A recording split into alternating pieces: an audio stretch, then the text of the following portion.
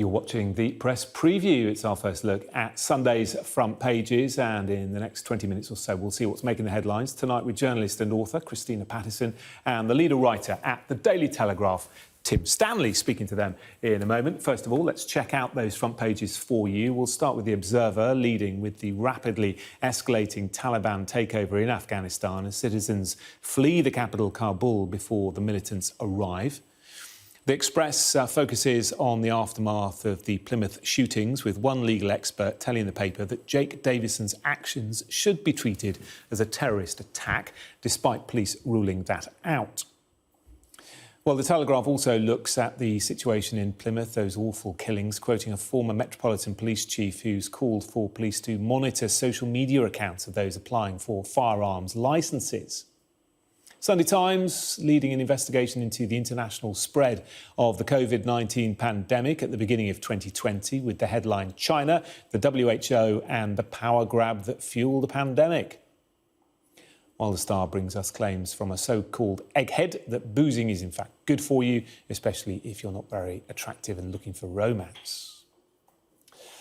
And I'm joined tonight by journalist and author Christina Patterson and leader writer at the Daily Telegraph, Tim Stanley. Great to see you this evening. Thanks for joining us. And let's start, Christina, shall we, with the front of the Observer. Events moving very quickly, aren't they, in Afghanistan, and not in a good direction. Afghans flee Kabul in panic because we know now the Taliban is getting closer by the hour. I mean, they're saying now it's just 7 miles from the capital, and it all goes to show that things really have taken so many people by surprise. And Joe Biden, in the last hour, announcing that he's sending another 2,000 troops. Initially, it was 3,000. Now he's sending 5,000. Clearly, he believes the situation is incredibly serious now. Well, he knows. I mean, anyone could have told him the situation was going to be incredibly serious, but he clearly didn't think it was serious enough to warrant keeping troops in Afghanistan. And I have to say, I think this is a terrible, terrible failure, moral failure of the West, but in particular of the US. They launched this war on Afghanistan because of the 9/11 events. And obviously, those were tragic in American history. The evidence, as we know, for attacking Afghanistan was extremely slender, and it appears to have achieved, tragically, absolutely nothing. But in the 20 years since then, girls in Afghanistan, women in Afghanistan, have been able to have something more like a normal life. They have had education. They have not been under the horrific, oppressive regime that the Taliban have imposed on Afghanistan for so long.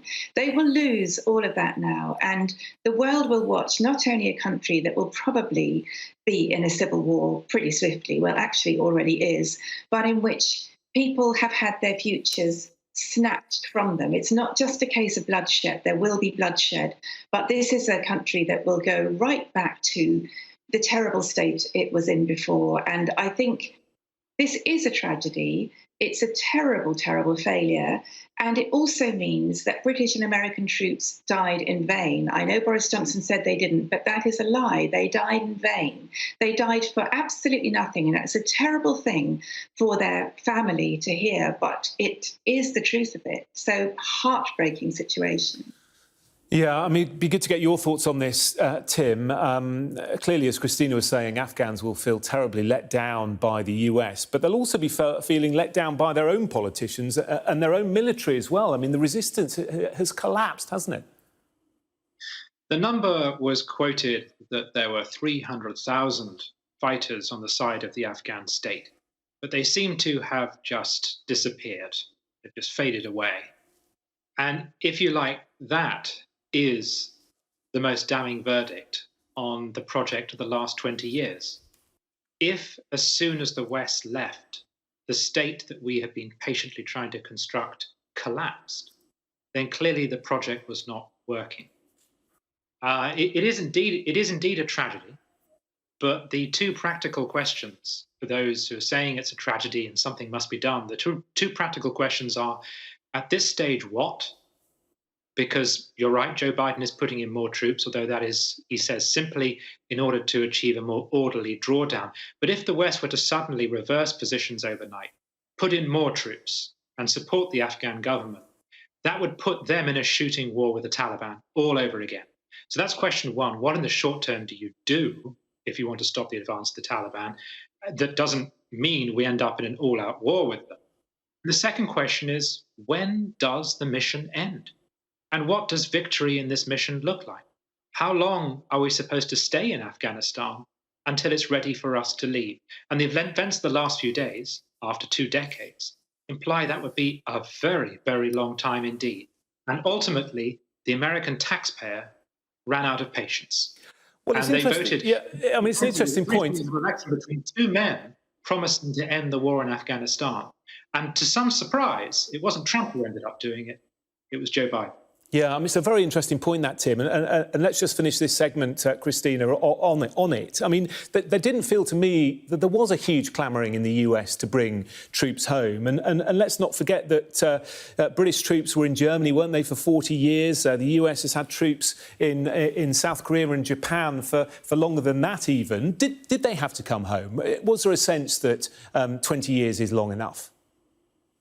Well, I don't think there was a huge clamour from the public. It looks as though there's no great objection for troops being withdrawn, and there wouldn't be, because who wouldn't want to see their troops back home? And I'm sure American taxpayers, like British taxpayers, don't particularly want to have to pay for long-term troops. For me, that's not the point. The point is that if you, and we should have discovered this by now, if you decide to solve problems like terrorism by invading other countries, then you have to take responsibility for the actions you take. And you can then dream up all kinds of noble rationales for what you're doing. The ostensible rationale was meant to be about saving the West from radicalism, and that appeared to have very little to do with what actually happened.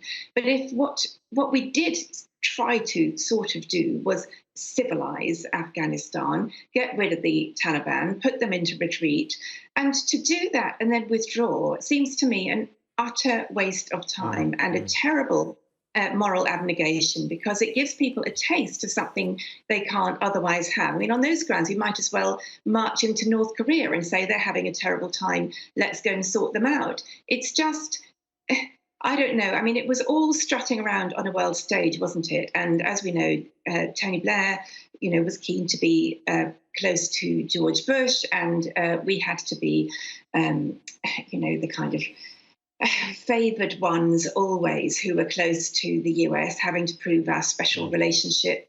And we did that by sacrificing lives to no end whatsoever. So I think it's an absolute tragedy. OK. All right. Well, listen, I want to move on because we're heading to the break. And let's look at the front of the Sunday Express, which is focusing on those awful events this week in Plymouth, killing spree, a terror attack. There's been a lot of debate, Tim, hasn't there, about whether it was terrorism or whether it wasn't. What are your thoughts? The big debates are going to be, one, what do you do to prevent this sort of thing? And there's a story on the front cover of the Telegraph about suggesting that the police should trawl through people's social media accounts before granting them a firearms license to see if they are spewing hate online. That should affect decisions about firearms. But the other debate, as you say, is what should we call what happened? Was this terrorism? Now, the police are sometimes cautious about calling things terrorism, and I share that caution, because there's a fine line between criminality, mental sickness, and terrorism.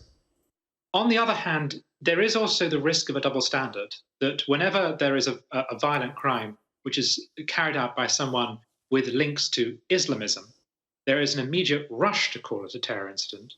Whereas sometimes when it's someone who is, in this case, straight, white, Christian, in inverted commas, male, who does something terrible like this, which kills lots of people essentially for a sort of political, psychological motive, there's more caution about calling it terrorism.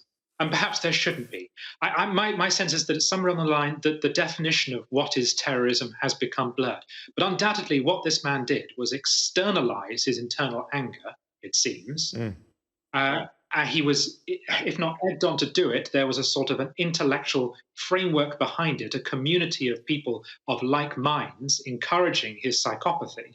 So it's difficult not to class that as terrorism. Yeah. So I wouldn't be surprised if we have, in the last few days, very tragically, discovered a whole new form of terrorism. Yeah, OK.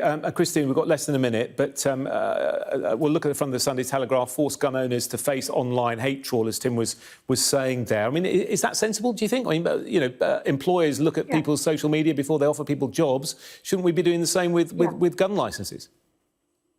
I think we should. I mean, obviously, it's a tragedy that he was given a gun license. It's also utterly incomprehensible. Anyone who had looked at his mental health history would have realised that wasn't a good idea. But I absolutely agree. I think if you apply for a job and you have your social media scrutinised, and you do now, you certainly should if you get a gun. I mean, the one thing I would say that is vaguely positive in these terrible circumstances is that we don't have these things every day, which they do in the US. I mean, this stuff happens all the time in the US. And there was I recently reviewed, in fact, last weekend, a book of essays for the Sunday Times about, which is called The Right to Sex. And the trigger for that was the guy, Elliot, I can't remember his surname now, but in 2014, 2015, who launched a killing spree and, became the world's most famous incel, so-called.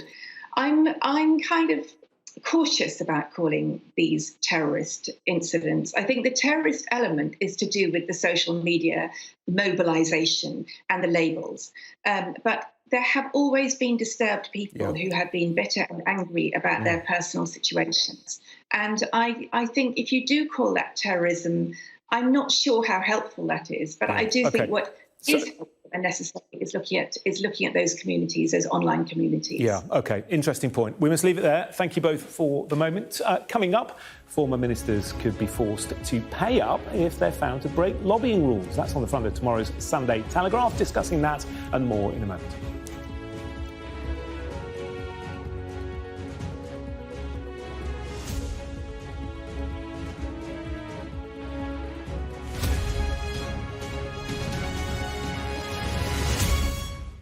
Hello again, Christina and Tim still with us. Tim, let's turn to the Sunday Telegraph. Ministers to lose cash under lobbying curbs. Tell us more.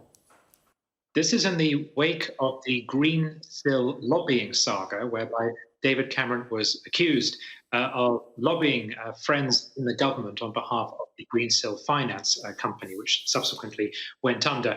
One should add that David Cameron was found not guilty of breaking the rules.